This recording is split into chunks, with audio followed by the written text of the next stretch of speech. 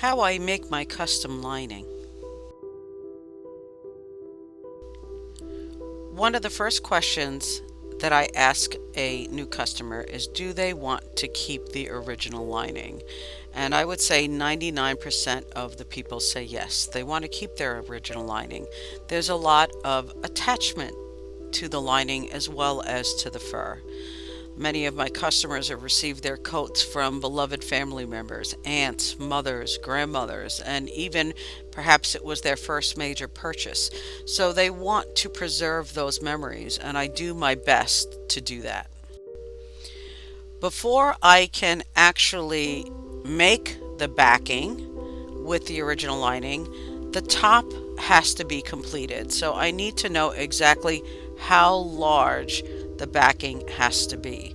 So once the top is completed, I will measure it out, and that will give me a general idea of how large the backing will have to be. I will definitely have to add borders to that original lining to make it large enough to fit the fur. Because this fur is black mink, I'm only going to use a black lining. Usually, if the fur is either a brown mink or a dark brown mink, sometimes I will either use the black or the brown for the outside edges. On the back of the original lining, I'm going to put a lightweight interfacing. That's going to help not only support the fabric, but it's also going to help support the stitches that will be needed to quilt the actual backing. So the center portion of my lining is complete. I used the original lining, and there are 5 sections, and it measures 45 by 36 inches. Well, the fur right now measures 50 by 59, so this piece is not large enough. So I'm going to have to add extra fabric to the edges of the center portion. But since I'm putting it on my long arm, I'm going to actually need an additional amount of space. So I'm going to add 10 inches to my right and left sides, and I'm going to add approximately 19 inches to the top and to the bottom. So this way it is large enough to cover the fur as well as large enough to be quilted on the long arm machine. Once the backing is complete, it's time to quilt it.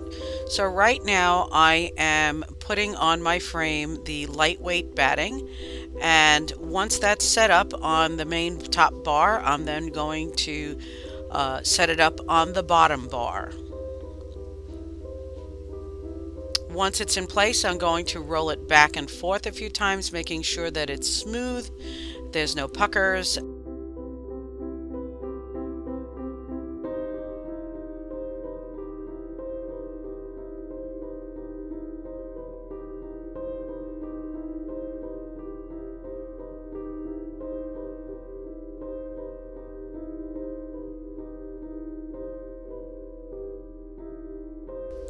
Now is time to add the backing to it.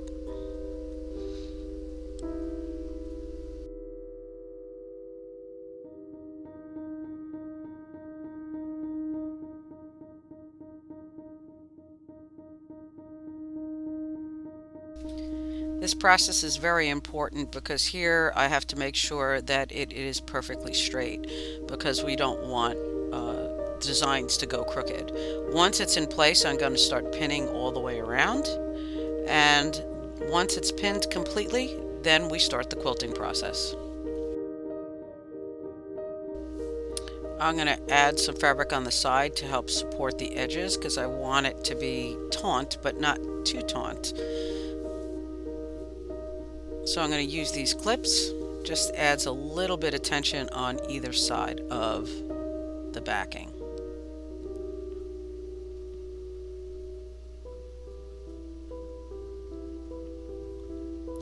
From here, I'm going to take a stencil, and I'm going to use this chalk. It's a specialty chalk for quilting, and you gently tap it and lightly dust the top, so this way I have straight lines, so I make sure that I stay nice and neat.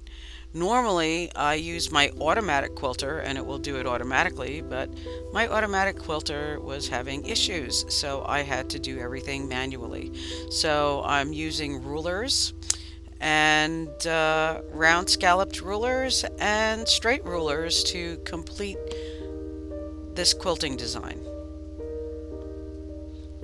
The straight lines will be very important when I go to actually tack it to the fur, because the straight lines will help support the backing and the fur as well.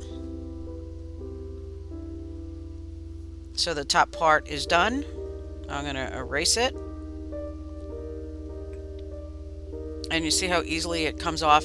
It doesn't sink into the fabric at all, and it just comes off very, very easily.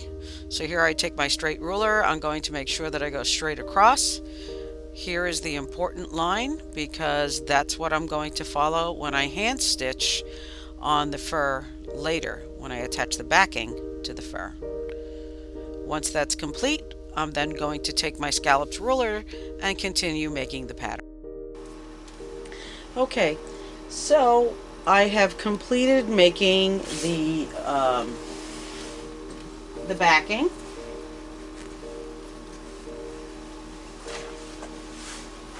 I did that on the Longarm, and now I am going to layer it on top of the fur. What I did prior is I marked on the wrong side where the center portion is and how to keep everything lined up, because the fur is going to move around a bit and it has a tendency to slide. So I've marked the center, and now I'm going to mark the center of my edges all the way around. I'm going to flip the fur over because we're going to put right sides together. Again, it's very slippery, so I have to make sure that it's not going to shift.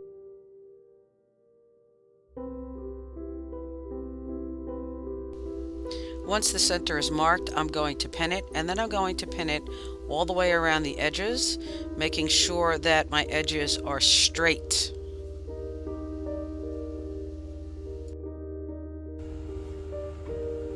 So the top is completed, the backing is completed, and all I have to do now is clip it around the edges, making sure that everything is even, leaving a hole so I can turn it once it's finished. My next step is I'm going to bring it to my sewing machine, where I am going to be doing a straight stitch around the edge and then an overcast stitch on the edge, turn it over, and then hand stitch the stay stitching for the top and bottom of the fur. So that's how I do my lining. I just wanted to talk to you about the two types of batting that I use when I make the furs. So the first one is 100% polyester. This is made by a company called Hobbs. I use this when I have furs that are very, very flat, or the hair or the fur is very, very thin and it needs something to make it look like it has a lot of substance. So I'll use this because it's going to add some puffiness to the fur. If I get a fur that has very long hair or very, very thick furs, then I'll use this one. And this is made by the same company, it's Hobbs, but it's 80% cotton and 20% polyester. It wears really well. It's very, very soft, and it doesn't, if you look at it, it's kind of thin, but when it's on the inside, it really adds a nice texture to the furs. So those are the two types, 100% polyester if it's flat, or 80-20 cotton Hobbs if it's already kind of thick and just needs a little extra support on the inside. Take care, hope that helps. As a side note, you can use 100% wool, but it tends to make the fur very, very heavy. So I very rarely use 100% wool. I would rather it be a little bit lightweight, still warm, because the fur is pretty warm by itself.